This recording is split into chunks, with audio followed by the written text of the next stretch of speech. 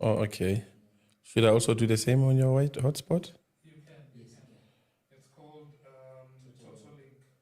No password required. Okay.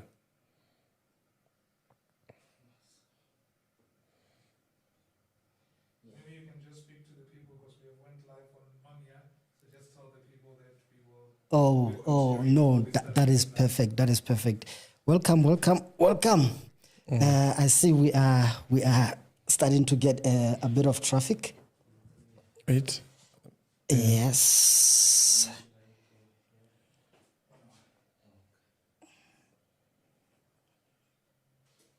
The time is here. We'll be showing just the time that you guys are here. Perfect.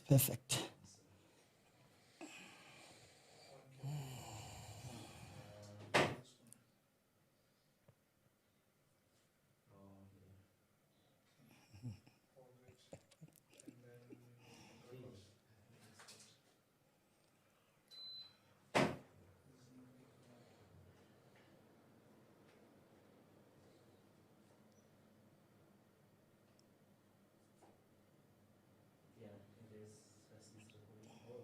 That's live.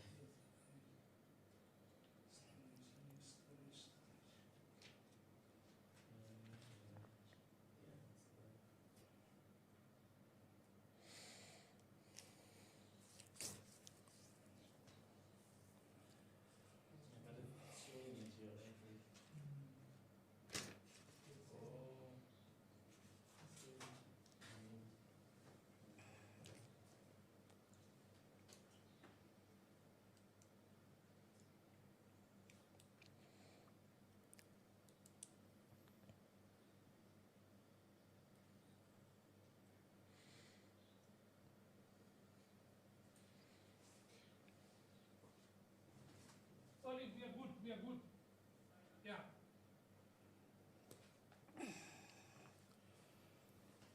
Today is 8 January, the presidential speech of the ANC. Yeah, I noticed that this morning. President Musa. I don't know why it keeps on kicking out, but I'll check on it here and there, especially here. Yeah, I don't think we can wait for it. We need to continue. So I'm looking at my phone. Yeah. We are live, so it's all good. Thank you. So over to you. You can let them know when we are ready. All right.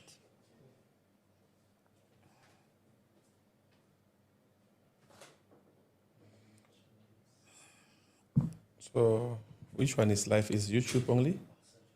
YouTube, Facebook, and and TikTok. Okay. Yeah. Okay, I'm gonna leave that one be because I think it's kicking out. Okay, maybe we can take this one here. There's no need for me to. Leave it on white. Then you give me that one. Please go on TikTok. So I don't know. It might be the settings. Do you guys usually get active on the TikTok? Yeah, I'm active. Okay. This one is TikTok. Okay. Yeah. Maybe it's because I put 3 devices in one. Oh, that would make sense. Moment, maybe that's why. The moment you log in on something, so you said you should use a different account. Yeah. It's with that one. Yeah. It means that you shouldn't go to this account. Yeah. Yes. Because the moment you go onto that account, it's going to kick you out. Obvious. All right. No, it's fine. Let's stick to that one. Start to flip the camera. All right.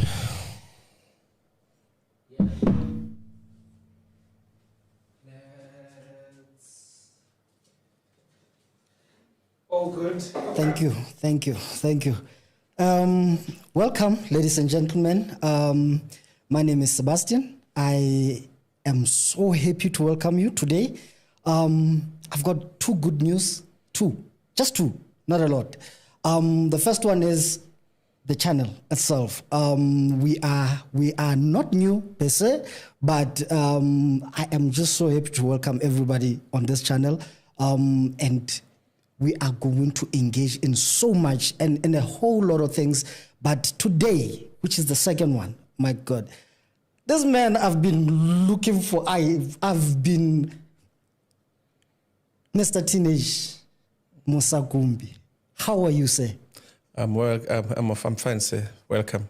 Thank you so much. Wow, you are a hard man to find. Yeah.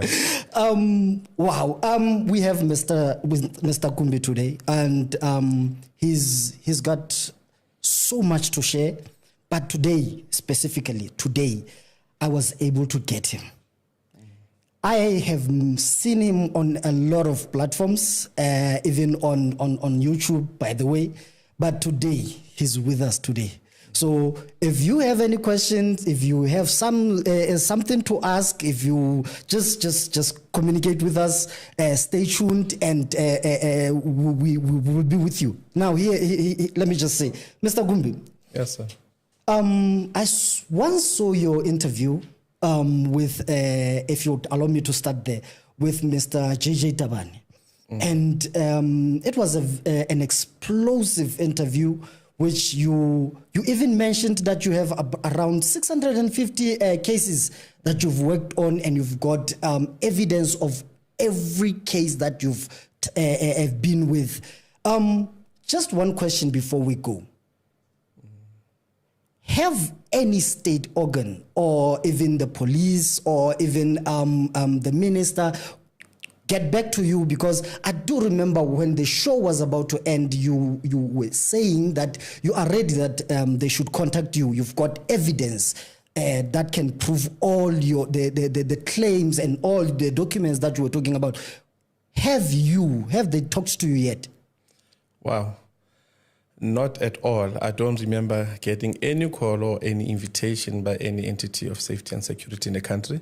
That is sad. So, it's being a concern to me. But remember, you can't force them to recognize you. Yeah. That is really sad. But having said that, Mr. Gumbi, you are a seasoned private investigator. You are, I can say a whole lot more, but please introduce yourself, and let's get started.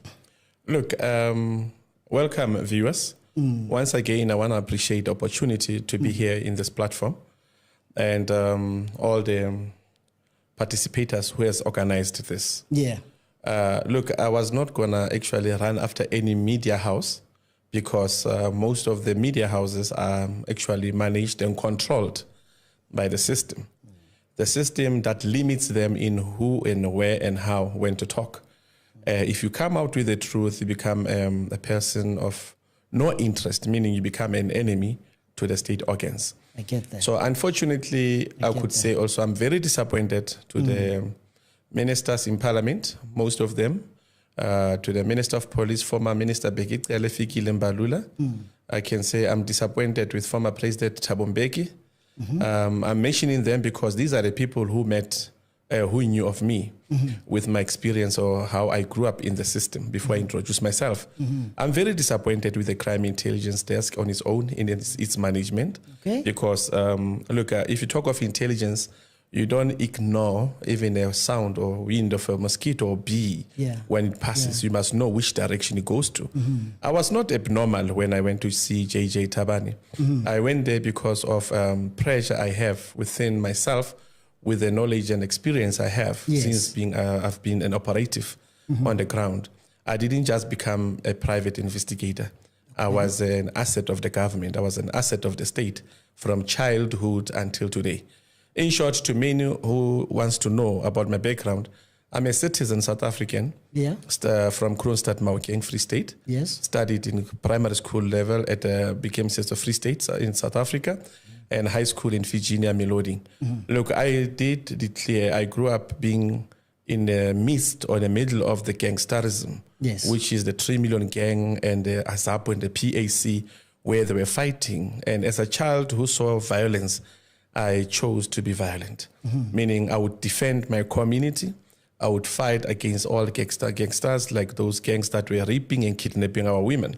I understand. And to that extent got exposed to the white apartheid regime police of the time. They used to call them green beans and so forth. If you follow the history of Kroonstad, Musua, Lekwat and them were there. In the Kroonstad was a place where they recruited most of their comrades. Yes. Now having to come back from the family of the comrades and cadres One uncle of mine was Mkondo Esizwe, MK, the original MK. And then most of the MK were also trained and hosted by my family in Mozambique. My descendant originally, it's from the grandfather's side, it's Mozambique. My mother's side is Eastern Cape thing.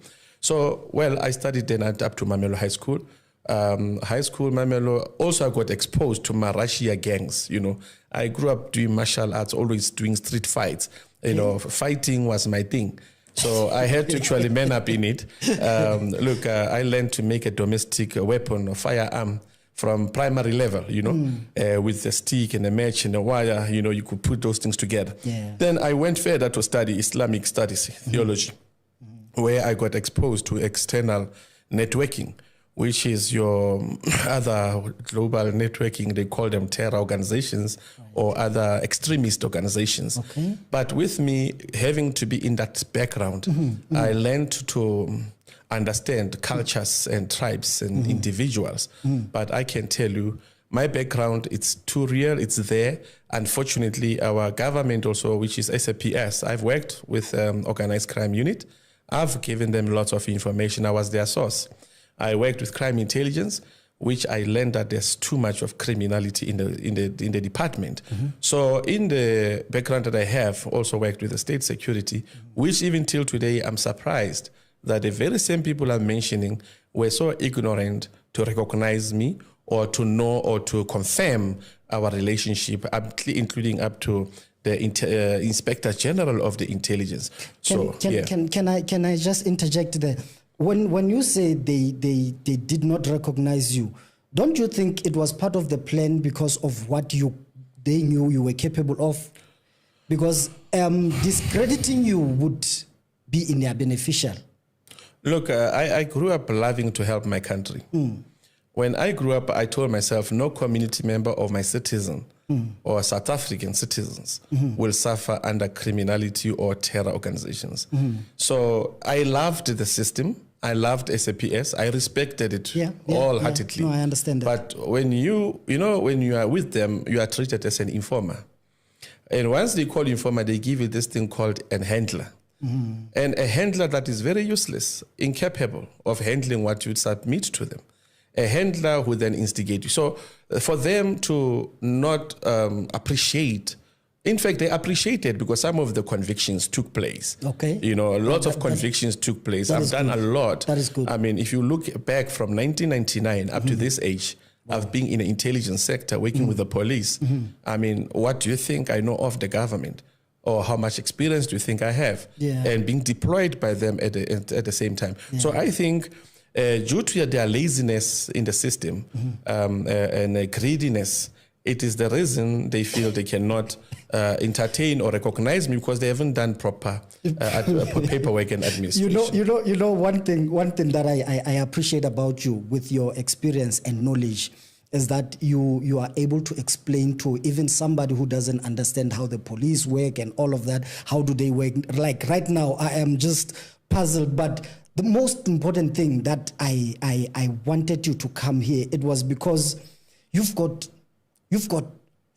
cases, you've got real information that was shocking, and I would really love for you to get into that, and so that we know what are we talking about. You know what? I'll say it is true. The information is overwhelming. I think I've lived 7 lives before my life, because the experience of this environment is not normal and it's not ordinary. To be honest, you get exposed to things that will traumatize you and that will take you out of socialism and society. Because you always got your back and your side. You got behind who is coming, who's your enemy. And once you are in it, you discover that your enemy are the same people that you report to and you work with. So yes, it's true. I've done lots of multiple operations. Your human trafficking, your kidnapping, your hijacking, your drug trafficking, your truck hijackings, physically. So remember, in the police, once you are a source or informer, they only collect your information. You don't know what happens next. But I went to the extent of becoming an operative myself. I don't just share information. I operationalize my information. Once I know there's information that I've shared with them, I make sure that I join them. I've done counterterrorism. We have cleaned up the terrorists in this country. Like, I've done so much. To an extent that I discovered even in these trucks and hijackings, heists that are taking place, there's no heist without a police officer. And there's no kidnapping without a police officer. And then there's no drug trafficking without the border post intelligence. I mean, at the harbors and so forth, you've got the intelligence there, you've got the customs there. I've worked even with your revenue, with SARS, in recovering some of their counterfeit commodities and stuff. Unfortunate or illicit items. You find that officials, even in SARS, are so dirty. They are so implicated with the syndicates, and they are in the payroll of the criminals. So my experience in the intelligence is so big, and in the security background. Look, it's not something I thought I would marry permanently, but my dream was to see a very stable country.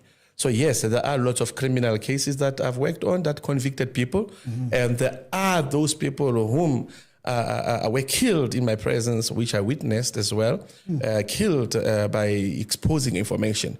So in short, there are cases, as you can see, this is one portion of some of the official documents I've given or I've shared with the police. Aren't you afraid of your safety? Wow. I think if you're all going to be fearful, we can see people are killed even before they can even say any word. They are killed in their homes. Death is a friend to life. If these people have attempted already in the past to kill me, to kidnap me, to unlawfully arrest me and tortured me, those things has taken place. And I think as we go forward, I will show you each case by case, date by date, person by person, and operations that took place. So I don't think I'm scared of these guys. I think I'm ready for them. Before we get into them, what would you say? Like if I were to say maybe the Minister of Police is watching, or maybe someone in the security, or maybe somewhere in high offices is watching us, and we talk about whistleblowers and their safety. Would you say something about that? Because I feel like maybe you would have an opinion with someone who's been in a position where your life was threatened, you know, and you've got experience, you've got information that you would like the state to take action on. Like, I just asked you, aren't you afraid of your life? And you said you're ready anytime. But my question is, what would you say for about whistleblowers and their safety in this country? First of all, there's no secrecy in South Africa. They claim that there's a secrecy, but South African national security has failed to protect its whistleblowers. So they can put you behind camera, but amongst them, there are those who operate with the syndicates. I mean, you can look at the likes of your Cat Matlala and the other guys that you can see, Shadrach Sibi and them. These are people I know very well. Look, they know me very well. I've been close to them. I've worked with them. So, and the unfortunate part of it, they cannot protect you. Instead of protecting you, they are the same people who will set you up. You can be killed wherever you are. So it's I think government should look deeper into how to protect its whistleblowers. And number two, this thing of saying informants or whistleblowers are taken care of, I can bet you in my experience of 28 years, it's all a lie. It's all a lie. They are very fortunate, a few of them, who can say they found the comfort of being in a safe house or state safe house. So I prefer people to get community security and safety than relying on government. No, I understand that. Yeah. I understand that. Ndade Kumbi. Yes, sir. What do you have for us today? Look, I'm very bothered because people keep on celebrating on the social media. People claim positions and general high-profile positions in political offices, in the national security offices. But because as sources of people who were sharing information, we are not known or recognized. They claim victory and power because they claim they are the ones who did the work. But at the same time, I think we have done most of the work. Like with the type of intelligence I gather, it's not me giving a report only. It's me giving a report with entire evidence because I could have done my homework. Okay. So with that, I can say I'm bothered seeing how unjustly the government is proceeding with arresting other people unlawfully so. When there are cases that we reported even before these actions of today, the state and the police, mainly the Hawks and the crime intelligence, they are good in framing you and get what they want from you and run away from the truth that may implicate them. So whenever they know you are capable of exposing the truth or your information is legit, they know the masters behind or the big shots. So what they'll do, they rather destroy evidence. And where do the cases and dockets information get destroyed? From the detectives level. I mean, from the police station level at the desk of from the front desk of the police station, you do go and register a case, you report the matter, they register your docket, they register your case, they assign it to a detective. A detective is now the mastermind who must now run with the investigation. Okay. And a detective now see opportunity to be bribed, opportunity to be rich. Detectives now take the docket and sells the docket and close the case. A case will go to court just because they think the level of the case is sensitive. Prosecutors will be bribed by the detectives. There's no such a thing that the judiciary is not involved in crime. They are involved. I've got a couple of cases where I've seen prosecutors, senior prosecutors, demanding money and then me reporting them. Wrote emails to Batohi and her office NPA. I'm one of the victims, example, that has been tortured and kidnapped by the police on lies, of the death and killing and a heist that I've never been part of. And mind you, the same people is because they saw I was following their tails. So where do the NPA get? NPA dismissed my trial and asked me as the police, example, kidnapped and tortured me, and I opened a torture case. They are asking me if I've got a witness to testify on my behalf that I was tortured. Yet the very same cops our team, they came out knowing their mission to execute. How do I have a witness when I'm kidnapped and tortured? I find NPA being stupid when it comes to such references to say I must have a witness while I'm being tortured, while I'm being hit by the cops, So I have experienced attempted murders and torture. So with that, detectives destroys the docket. Okay. Now you have these senior generals or senior cases where they'll tell you if it's over a certain value, let's say in a commercial level, it falls under schedule 4, 5, 6, the highest schedule.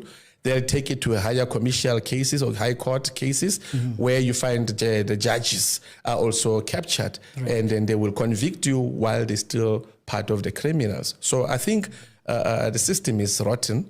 I think the system must be challenged, and it's only the community that can assist us. So for me to be here today is to make sure people everywhere in the world, South Africans, start following the cases and team up to fight injustice in this country and fight the system because the system has failed. So I do have a couple of cases here. I don't know if you want to ask me about them. You know what? I am intrigued. Please go ahead. I really want to just dive in and find out what you have for us. Look, I recently, about now we are in 2026, a few days after New Year or within the New Year. Correct. March last year to May, I received information of guys in Bloemfontein. These guys in Bloemfontein, they target people who are getting road accident funds monies. And then these people, what they do, they formed a team within the whole country where they kidnap beneficiaries of a road accident fund or pension fund or old women that goes for pension. So these people go to an extent that if some relatives members are part of them, they know that you've seen one of them, they kill you. I've received 2 cases in Bloemfontein where police officers were killed. I went personally to see the provincial commissioner in Bloemfontein. I reported the matter. And then I met the same syndicate here in Johannesburg. We followed them. Okay. And we managed to recover 2 bodies of the people that were kidnapped and killed. Evidence with a statement under oath that was reported was taken to the provincial commissioner. I'm sorry, I might ask you to assist me with the file at the bottom here. Not a problem. The case was now reported in Bloemfontein. where the police were killed, some people were kidnapped, and the police failed. Till today, they are protecting those criminals in doing, let's get this right, file please, in committing crime. So with that, I discovered that police are protecting criminals. I work so hard to assist this family in getting their missed ones or the lost ones. Unfortunately, the police failed me. Till today, those people are not yet charged of the kidnapping and murders. This is, if you look at this, it's my statement under oath, which I gave to the police. It's not like I gave information without a statement under oath. This is called A1 statement of the complainant. I'm the one who reported the case. Okay. Then in between, here is the information of the culprit with their names and ID and their letters that they wrote to bank when they withdraw the victims' monies. Okay. They then look for accounts with these Pakistanis, Ethiopians who are doing hawala, money laundering.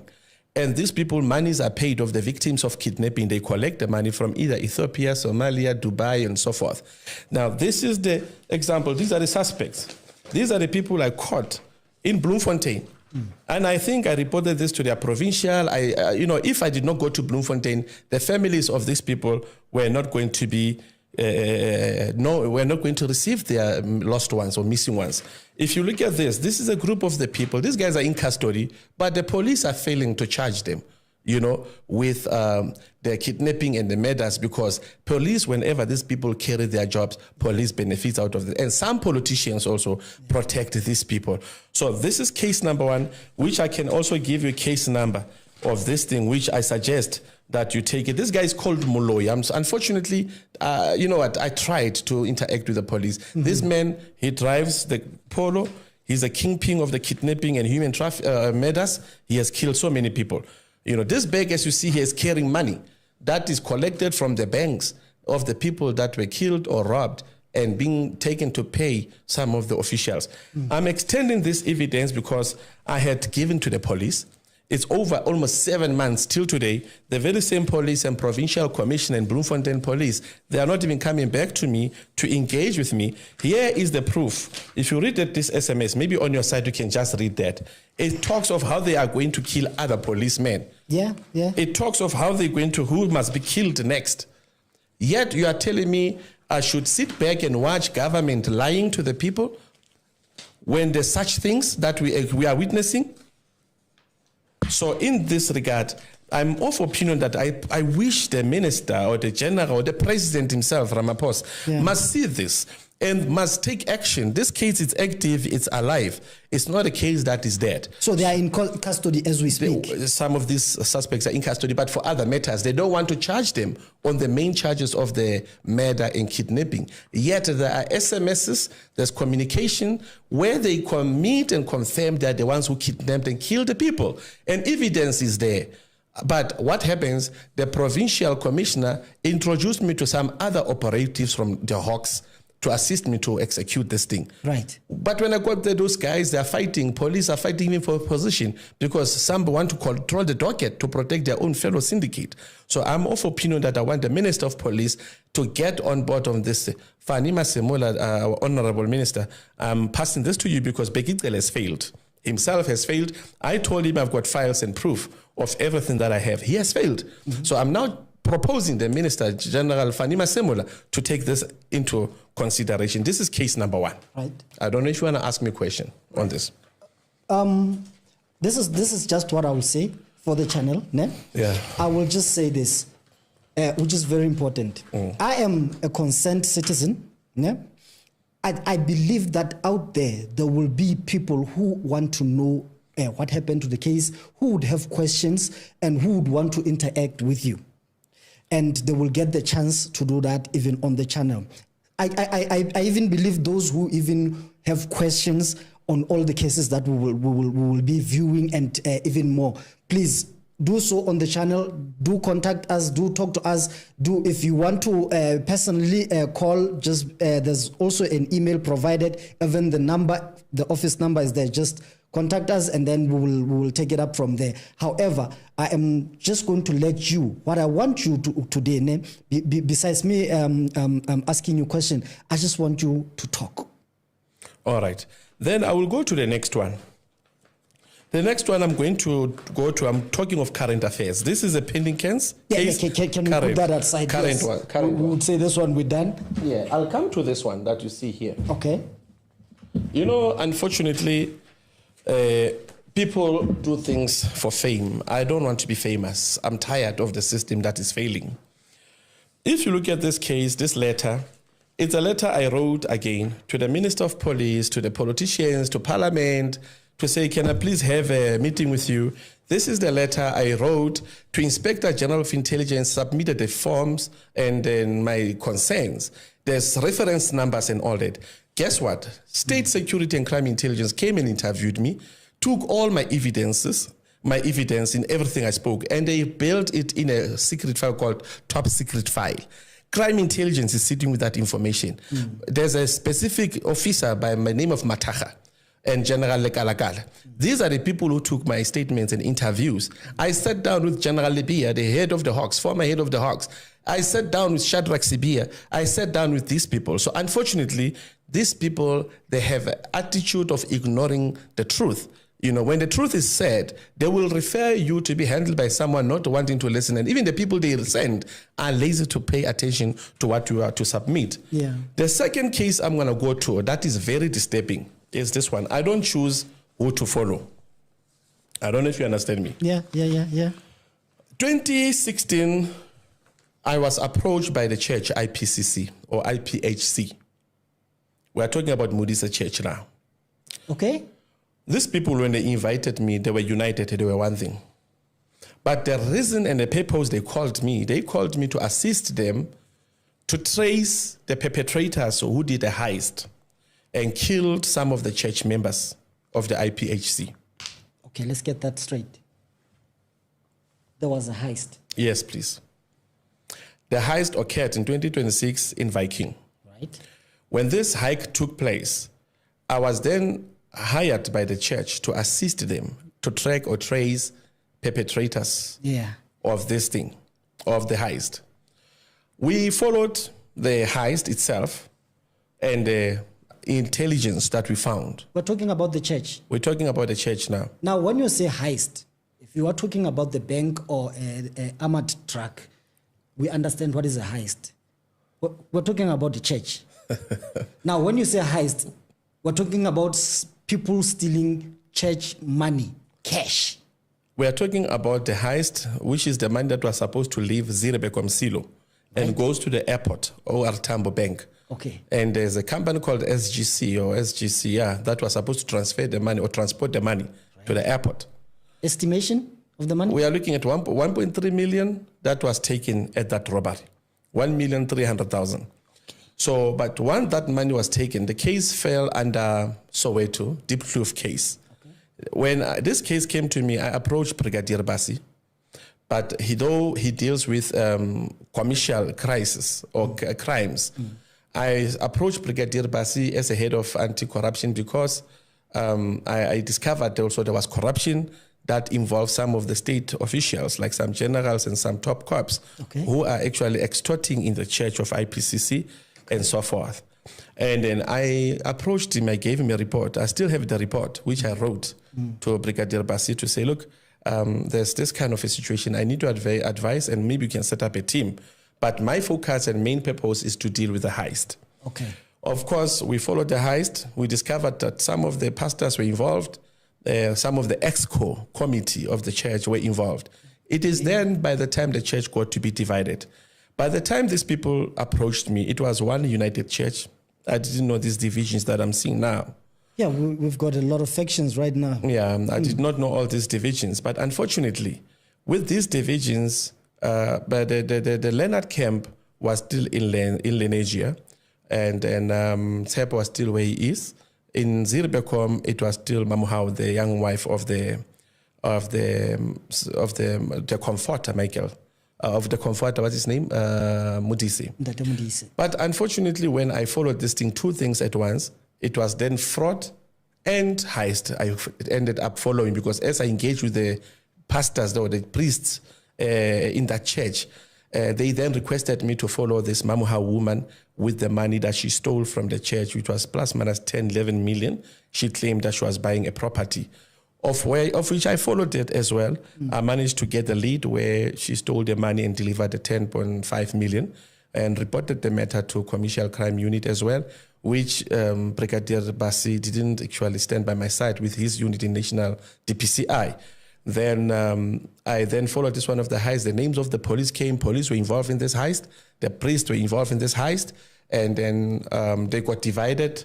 And when they got divided, what pained me is, look, when they all met me, they were united. So everyone can claim me. Everyone can say, we know Musa Kumbe. Okay. And then this is me, Musa Kumbe. So nobody should take a victory in my name in the church, because while I'm sitting at home, I'm hearing my name flying all over that Musa Kumbe this. He's in the camp of Leonard, he's in the camp of Sanjana, he's in the camp of Tsepo. Unfortunately, when you do investigation or follow-up issues, you become neutral and you try to receive every person. What is important, I'm not a member of this church. I'm not a member of this church. They and called you for your skills and your services. Yeah, not for me to come and take their sides. I don't choose sides, and I treat crime as a crime. Which would be good, actually, yes. Which I was reporting. To my surprise, 2017, it happened that we share information with some guys from the Hawks head office. Case was open in Sebokeng, where there were people that were paid to come and kill this specific one, Sanjan, Michael Sanjan. We found a firearm. We found the people, they were driving to Zirbekom. They said they were hired by Leonard and other people to come and kill Sanjan. A post was made that they must go and kill the specific someone. So what triggered me to be concerned again about this church, all the informations now were spread to the Hawks in Germiston, to the Hawks in Pretoria. So they chose their camps, and they are general from the Hawks and the police of the Hawks who are in the same church, who then cause more division by talking different stories to influence hatred amongst these people. And these people, they are being paid, being the state organs or state officials. So with that, I followed this one. The guys were arrested. My case was handled by Tom's unit in Pretoria. And the arrest was made. Freeway was closed. Guys were found with guns. That case till today is nowhere to be seen. Nobody says anything. Yet I took all my resources, my efforts and time to work and find out who did the robbery and the thing. Until, unfortunately, also it might sound like I'm captured by some individual, which I'm not. But to my surprise, the 10 million, we have evidence where the money went to. We have proof of where the people paid that 10 million also for fraud of the property by Mamau. And we try to give that to the Hawks. They ignore that as well. Now, it goes to a point where I started reporting this thing to the General Kadwa's office, Ibrahim Kadwa's office. And these guys, they've got that thing that they cannot take me serious. Actually, I think this is how they treated Advocate Tefo or Tafu. You remember that advocate? I remember. Yeah. Yes. I think this is how they treated, because General Libya relied more on his information more than my information, you know. But I couldn't meet up with Tefo by then because he sounded like he falls under a certain wing of Tefo or something. So I felt, look, man, I can't be part of this. No, I get you. Until this gentleman called Jack Lkhodi, he's a priest as well.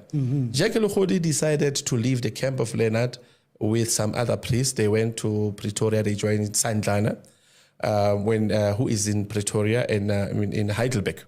When they joined him, they called me. Me, I still don't know the inside of the division. When I was called, I went in as an honest person, and Mr. Sanjana, Michael himself, said to me, Kumbe, assist us to get who killed the people at the heist at Viking. Number two, this is my church and my family church. Please get to know where the 10 million went. Same instruction. So I think Jack Lkhodi wanted to claim scores with my name by saying he's got me on his side. So we followed the information. We discovered then where these things were led to. And there were some Hawks officers now in crime intelligence who went and took money from the same Sanjana person, claiming that they're going to help him with intention of with investigating the crime. The crimes. Unfortunately, that did not happen. Was this officially? Were they taking money officially or personally, or on a personal? No, it's capacity? Personal. No police must be paid for doing their work. So they were taking bribe, but they were extorting. It was a bribe. It's extortion, basically, in a pretense. They are Hawks. Yeah, because this thing of DPCI, the Hawks, we must be scared of them while they are main criminals themselves. So, so this it disturbed me. Then I happen to follow what I'm talking about. Remember, when I speak, I would like to always refer to the examples of some of the people who were arrested attempting to go and do robbery. This caravel was arrested in Zirebekom, where the firearms were recovered, and then guys were arrested. Where are these people? You know, all the cases of this church are being taken for granted and closed. I remember speaking with a specific general, and he instructed us to collect all the dockets from Zirebekom and all the stations. They're going to centralize them under instructions of Begitel. Then, to my surprise, when I was sitting there, I'm told back off because Begitel is benefiting from Leonard Mudisi. I was like, what the hell is going on? Then the specific general who told me, if you go to the media, talk of my name, I'm going to kill you. I mean, I was threatened by a specific general, he's going to kill me for questioning him and his interest in the IPHC Church. So then I discovered these people as brothers or as a family, they are actually hating each other more because they're outsiders who are selfish and greedy, wanting to take over and benefiting and wanting to empower a certain individual so that they can eat for themselves. So personally, when Sandlana gave me the second mandate to do this work, Jack Lechodi was still there. The priest Lechodi was there. When he was there, I trusted everything they told me. Suddenly, when they saw that our investigation is leading to where some of their priests are involved, some of the church members are involved, they decided to do what? They want to close me out. They started blackmailing my name that I'm a double agent, I'm benefiting from this one and that one. Sandlana is paying me, he's not paying. He's not paying me. But bottom line, I liked his instruction when he said I must equalize and be neutral with the investigation. He needs to know who are the people who killed these people. His concern is the families of the people that were killed. Yet the police took advantage of that docket. It's nowhere to be found. If monies were stolen, nothing was done. Today, he's arrested because of what? Fraud or corruption with the judge, so they say. I understand the issue of him being arrested with judge. I don't have any story about it. But I feel I tried by all means to speak with generals to neutralize the situation in the church, to show them that they must not just deal with one specific individual. IPHC has got the attitude of having armed guys from different countries who are not even citizens, some are foreigners, who are sitting with rifles in the country here. So the question is then, why are we dealing with one specific individual? Then I get a call. When I get a call, I'm told that back off because Leonard's camp is after you. I'm threatened. The reason I came is because I received a threat even though I was out of this whole thing. I was no longer part of this. I told myself I'll keep quiet. So it happened last year, March. I get a call from a specific Indian woman who calls me and say, hey man, come and help. When I got into that area, into that woman's house, she tells me, look, we have a problem. I'm saying, what's wrong? She said there are women who are under danger. Hamilton and Leonard, they want to kill these people. So what type of killing is it? For what? They say they had a deal of the buses where Leonard Mudisi and Hamilton took the buses that are under estate, and those buses are painted into Duke's brand. So these buses are crossing the border. These buses are operating, yet those buses, they are not roadworthy. And since those buses are not roadworthy, they cannot be moving in our South African roads, collecting public or people across border. They are illegal moving on the streets of South Africa. Mm-hmm. So unfortunately, it tells you now it's no longer about the church, the buses. It's about the border gate that is always authorizing the cars, the buses, to smuggle people out of the country, in and out of the country. So the question will be, what is the Department of Road and Traffic doing? What is our government doing, border control doing? Where is the intelligence in the borders where about 3 or 4 buses are crossing the border with illegal buses? In as much as they are saying Sandlana stole the bus, I was then introduced to a case where women, they are still under state safe houses, so speaking. These women are still kept under safe house.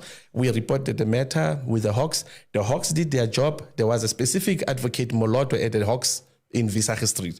This man did all his work, but the last thing that he told me, it was like, my friend, be careful, back off, because now we are being warned by the general to step out of this case. I'm like, which general stop us from operating? There's a file, I want to show you the communication. Mm-hmm. How can the general tell us to back off from fighting crime? Mr. Kumbe, no, step back. We are no longer going to arrest. There was a warrant of arrest that was issued. There was everything to arrest the people who stole the buses. Unfortunately, that case went nowhere. And the case did fraud. When you check the information of that case, some of the church members, like your Leonard Mudise, your Hamilton, were there. Then Mr. Advocate, here it is. I need to show you this. This is a communication between me and Advocate Soli.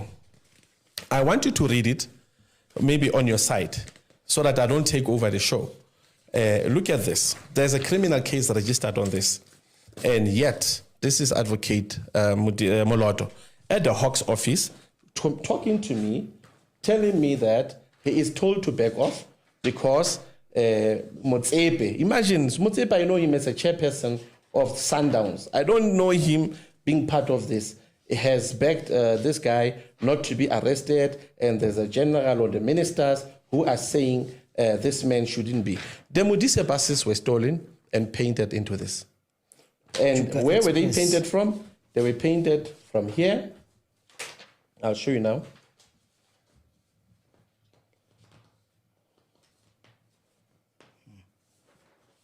They were painted from this logo of IPHC. Look at this. This is when they were still in the churchyard in Zirbekom. So, question is, why are police so unfair and biased also in bringing justice? You know? To an extent, the police went and seized this bus. They actually assigned me to seize the buses. I was there with them. Then suddenly, these buses went missing under police instruction. They still disobeyed the police instruction for where the buses were kept. They went and stole the buses still where they were, and they were driven back to Zirbekom, to Silo. So if you look at certain things, you'll discover that now, this is where we talk of inequality and injustice. So what I'm trying to say, I will be glad that our South African police must learn to be neutral. Yeah. I mean, you're talking of people who are on Schedule 6 that were killed with rifles and guns. You are not arresting anybody. You don't want to investigate that matter. Now, which faction does SAPS fall under if they don't arrest all these people equally so? Why would they arrest one person? They don't arrest the rest. What happens with those people we found with the firearms? I don't know if you understand me. No, I understand. So, in short, this triggered something because I received a call, a very disturbing call, that Kumbe, you are on the payroll of Tsepo. I only met Tsepo once in Sandton. Me and Tsepo only spoke once. He never even gave me command. How on earth they say I work under Tsepo as well? I don't know Tsepo. Tsepo has never paid me a cent. Yet people are using my name. So I want to clear this to the South African police and SIU specifically. Because I went personally in SIU, extended this matter. After here, these messages, as you can see, Advocate Moloto failed to do and execute. And he told me the general said we must back off. So I he can must actually see that. You can see the messages. Yes. Advocate Solimoloto. Listen, say, yes, I understand, Commander, that I must back off. My goodness. It's all here. It's all in here. So I'm told to back off, I'll be killed and so forth. So I must be scared. Today, these people, they are fighting for a simple estate. They are arresting Sandlana for a simple thing. For me, I still appreciate Sandlana currently because he was neutral in asking us how to investigate and get rid of criminals. Yeah. But now these sub-priests that are in that church must also be investigated. How so? Because they are part and parcel of the heist and robberies. They are part and parcel of looting. And they are part and people who are committing corruption with the national police. Police are captured with crime because they seem desperate and hungry outside there. So with this, my brother, I personally put this thing as a request, and the National Commissioner Masimola must listen to this. The President Ramaphosa must listen to this. Although, you know, the names will always be thrown in that the President and Motsepe are part of this. Me, I didn't say Motsepe is part of it, but I'm saying they say he's part of it. If I'm told that Motsepe is part of it, why should I be scared to tell Motsepe that he must back off and focus in soccer and in his investments of billions? You know? So this is where you can ask me of, why am I sitting here? Am I not being scared of death? I will die, but there's no problem. The problem is pretending not to know the truth. When people are being killed unjustly, till when? I don't know if you get me. No, like so far, I am just shocked. So with this, I want the state to be fair and honest, collect all the IPHC dockets and cases. Every suspect and criminal must be charged. Every person involved in crime must be charged. Let's not be biased. Let's not take chances. And then if there's corruption, let it be proven. If there's a robbery, let it be proven. If there's a murder, let it be proven. But so far, with the work that I've done, I realize that the police are captured and compromised. And I'm willing to face anybody who come my way to understand that this is not a vague story. I cannot stand here and lie. So going forward, my brother, I don't know if you are done with this one. It's one sensitive case. Remember, I'm talking about that one of Bloemfontein, where people are being killed. The suspects are inside. Yes. The guys kidnapped so many children and killed them. I witnessed that. How you expect me to sleep? I only fear the pain that the people are feeling in their families. Right. But as for these criminals who are busy killing and destroying people, I'm not scared of them. And by the way, nothing is being done. You understand? These, I'm not scared of them. Because if I die, I could have executed the purpose of why I'm alive. Why am I part of this? So I don't know if I've answered to that. Now, why are we then going to political interference? This I'm going to highlight. But there's one specific case in Free State, Masilonyan. Dimakatso Modise, the mayor of that town, of the region, Masilonyan. She was arrested for corruption and instigation, where the state has lost almost $500 million. Where 2020, 2021, Pops Velcom did investigation. We happened to be invited to go and expose and detect who are the perpetrators. We went with our team to Free State to detect the perpetrators of instigation and violence. A police station was set alight. The former mayor house was bombed. His name is Steve Kwalani. By then, the municipal manager of the time was Puletseketi. This person called us under emergency to say they want to detect who are the perpetrators, who has bombed the police station, who want to kill the councillors. Right. The give us instruction to investigate and follow. I work hand in hand with the police, South African Police Service. Okay. I met with the Hawks, with the public order policing. I gave them, they had nothing. They had a docket, but very empty docket. I managed to compile evidence. I gave to the SAPS, now they had a docket. That has led further investigation for Section 205. Section 205 that exposed the mayor who's still sitting today. When people have no water and food, she stole the resources of the Masilonyan. When Sekedi asked us to expose this, he did not know that some of the councillors or comrades were involved in the influence of violence and instability. Okay. We picked it up. We gave him a report. It is then he referred us to the police. Then in investigation carried on, there's a specific senior advocate, Munyai, in Velcom, magistrate. That guy turned me to hate prosecutors and judges. Because literally the guy asked me to gamble with what Dimakatso Modise offered him, 2 million, for him to arrest the mayor. And told me that Free State PIC comrades are part and parcel of this woman. She can't be touched because it's a cabal of Ramaphosa. The president's name still is dragged there because this whole instability started when the President Ramaphosa was going to Free State to terrorism. And then they wanted to gain credit and move the Zuma camp or what, Nkosazana camp, and then have what it was Cyril camp, CR17 or something. Okay. And this other camp of Zuma and Nkosazana and others. You know, to my surprise, foreigners were banned. There's nothing wrong. People can be xenophobic whatsoever. But nobody has the right to kill nobody. Nobody has the right to ban and touch other people's properties. Nobody should do such. We went extensively to expose Dimakatso and her colleagues in the influence of how she, even on the audios under cyber report, the audios came where she instigated people to ban and kill the former mayor.